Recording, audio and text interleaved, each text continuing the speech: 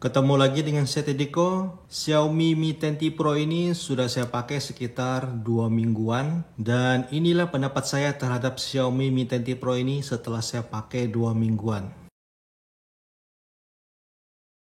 Handphone mau dibikin semurah apapun, mau dibikin sebagus apapun, tetap pasti ada yang mencela. Kenapa bisa ada yang mencela? Karena setiap orang mempunyai selera yang sangat berbeda gitu. Kayak manusia A pengennya layar IPS, manusia B pengennya layar AMOLED, manusia C ada yang pengen desain bagus tetapi tidak mementingkan spek, manusia D ada yang mementingkan spek tetapi bodoh amat dengan desainnya, manusia E ada yang tidak mementingkan desain maupun performa tetapi mementingkan kameranya yang cakep. Makanya tidak pernah ada sebuah handphone yang sempurna gitu, karena yang sempurna itu hanyalah milik Tuhan. Seperti yang ada di Mi 10T Pro ini sudah dijual dengan harga yang cukup murah, 7 juta, mendapatkan performa yang sudah pasti sangat ajib banget. Snapdragon 865, kurang apa lagi, 7 juta loh.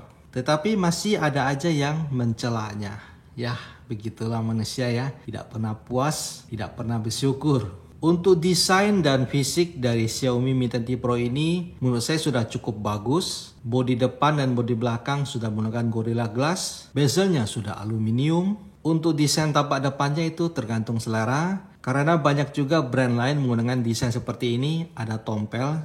Kalau untuk tampak belakang ya menurut saya kayaknya udah menjadi tren ya untuk susunan kamera seperti ini. Dan ini hanya masalah selera aja. Kalau saya pribadi ya saya tidak bakalan komplain terhadap desain. Untuk layar dari Mi 10T Pro ini emang bener cukup kuning. Dan banyak yang tidak percaya gitu. Bahkan sampai disebut bahwa saya menggunakan reading mode baca yang bikin handphone ini menjadi kuning.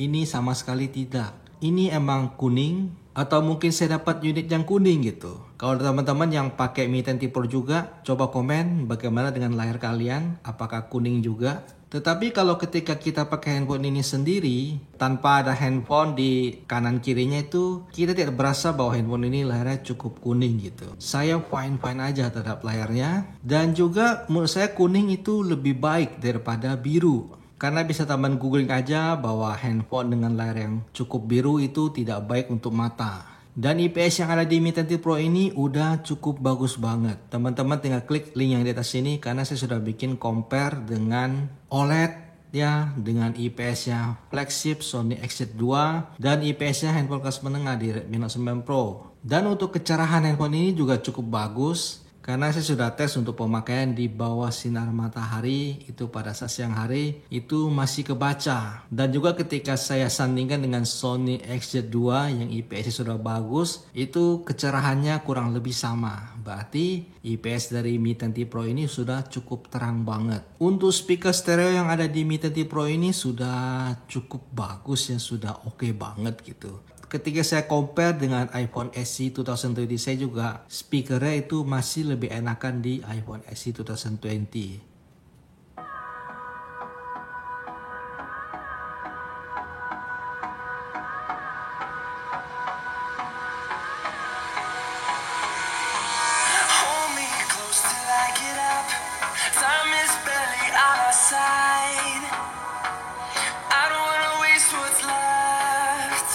Ya kira-kira begitulah speaker dari Mi 10T Pro ini. Untuk performanya sudah pasti sangat kencang lah ya, Snapdragon 865 ya. Tidak ada yang perlu dikhawatirkan lagi untuk performa dari Xiaomi Mi 10T Pro ini. Untuk sekarang itu sudah pasti tinggi banget, 580.000 loh. Dan saya juga sudah tes performa gaming dari Xiaomi Mi 10T Pro ini. Kalau teman-teman belum nonton, tinggal klik link yang di atas sini. Nanti bisa teman-teman lihat performa gamingnya. Itu sudah cukup bagus banget. Apalagi untuk harganya yang di angka 7 juta itu sudah sangat worth it banget untuk teman-teman yang suka main game dan juga suka nge-record upload ke YouTube. Sudah cukup bagus Xiaomi Mi 10T Pro ini. Nah, yang menjadi pertimbangan saya terhadap Mi 10T Pro ini adalah hasil kameranya. Untuk tampilan kameranya kayak gini ya, standar lah seperti semua handphone Xiaomi. Cuman dia ada fitur clone, ada long exposure, ada vlog, itu keren banget. Ada dual video juga. Itu fitur-fitur yang bisa membantu kita untuk ngevlog, itu udah keren banget. Dan untuk perekaman video juga cukup komplit banget karena bisa sampai 4K 60 fps bahkan sampai 8K gitu. Untuk hasil fotonya ketika saya foto langit itu sudah cukup bagus banget. Cuma di sini saya mau kasih tahu untuk teman-teman yang pengen fotonya kelihatan lebih natural, itu AI mode-nya dimatiin aja. Karena ketika saya menyalakan AI mode-nya, itu dia kayak lebih nge-push warnanya gitu. Jadi warna-warna yang ada di foto tersebut ketika saya menyalakan AI itu dia kayak lebih ngejreng gitu.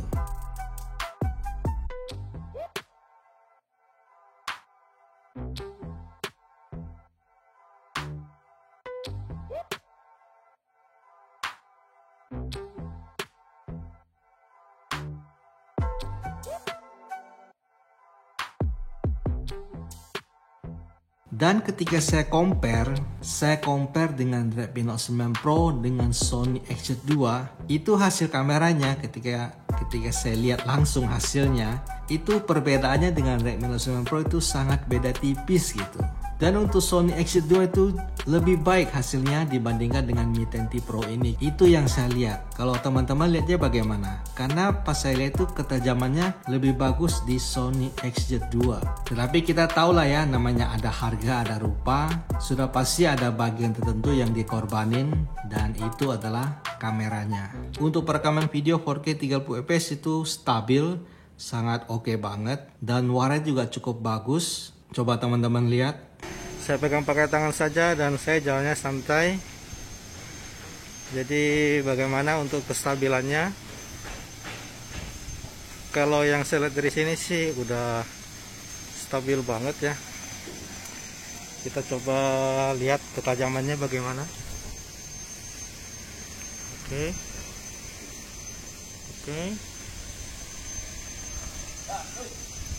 Ayo mah anjir kemana kan? Hah? Ayo kan? Nanti jadi manjung kita ya, Bang. Oke.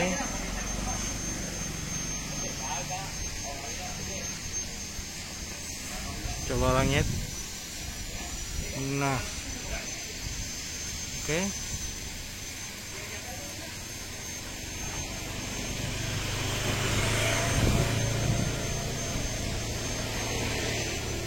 Mantap. Kalau untuk 4K 60 fps itu agak sedikit goyang gitu. Tidak sestabil yang ada di 4K 30 fps. Oke, ini saya coba sorot ke langit dan ini menggunakan kamera depan. Kamera di situ. Oke.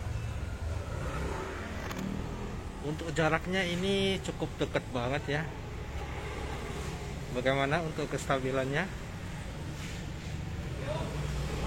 Ini sih agak susah sih kalau vlogging sih, harus pakai tongsis ini. Ini baru mendingan ya, agak jauhan. Tapi tangan saya udah mentok ini. Baterai dari Mi 10T Pro ini hanya 5000 mAh. Sudah cukup gede sih ya untuk sebuah handphone dengan prosesor tinggi Snapdragon 865. Cuma kan di sini kita tahu bahwa displaynya itu sudah sampai 140 Hz. Kita takutnya bakalan menguras baterai. Untungnya dia mempunyai sistem namanya Adaptive Sync, itu yang bisa mengontrol untuk refresh rate-nya. Kalau kita lagi diam aja itu nanti dia akan turun refresh rate-nya, dan itu berjalan dengan sangat baik. Oleh karena itu baterainya menjadi sangat awet banget. Saya nggak nyangka banget loh, sebuah handphone dengan refresh rate 140 Hz, baterainya cuma 5000 mAh. Untuk pemakaian standar itu standby-nya tembus sampai 39 jam loh. 39 jam loh, itu udah keren banget. Dengan screen on time-nya itu 8 jam. Itu untuk pemakaian standar ya. Jadi pemakaian standar itu ngapain aja, cuma tanpa gaming gitu. Browsing, sosmed, chatting, YouTubean, itu bisa kuat standby-nya sampai 39 jam dengan screen on time 8 jaman. Itu udah cakep banget. Xiaomi Mi 10T Pro ini sudah pasti menggunakan MIUI. MIUI-nya itu sudah versi 12.0.1. Untuk teman-teman yang sudah pakai Xiaomi itu fiturnya itu sama semua. Cuma perbedaan hanya di spek aja. Cuman selama saya tes pakai ini kadang dia ada bug-bug kecil aja sih. Dan itu tidak terlalu mengganggu. Jadi kayak contoh kayak status bara itu kayak nggak nongol.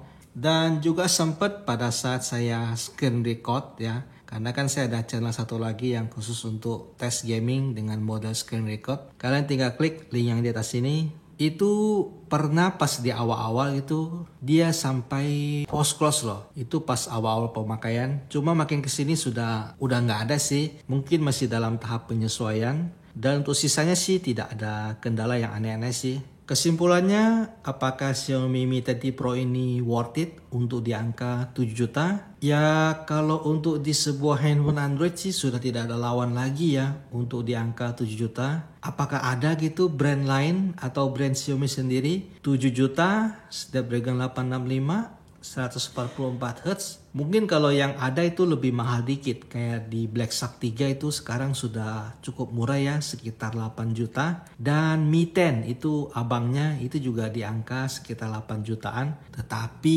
ya kalau kalian ada yang ngincarnya iPhone ya, paling sayangnya di iPhone SE 2020 atau iPhone XR. Karena saat ini iPhone XR sudah cukup murah di angka 8 juta. Tetapi memori internal cuma 64 GB loh, kalian harus tahu ya. Sedangkan ini internalnya 256 GB.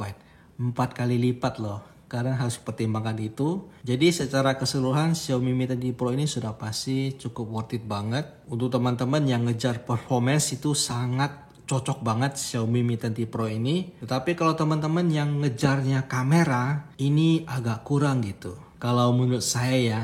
Tapi semua balik lagi kepada teman-teman sekalian, kalian maunya gimana itu terserah kalian gitu. Di sini saya hanya memberikan pendapat saya untuk Xiaomi Mi 10 Pro ini setelah saya pakai 2 mingguan. Segini aja dulu untuk videonya. Like kalau teman-teman suka video ini, dislike kalau tidak.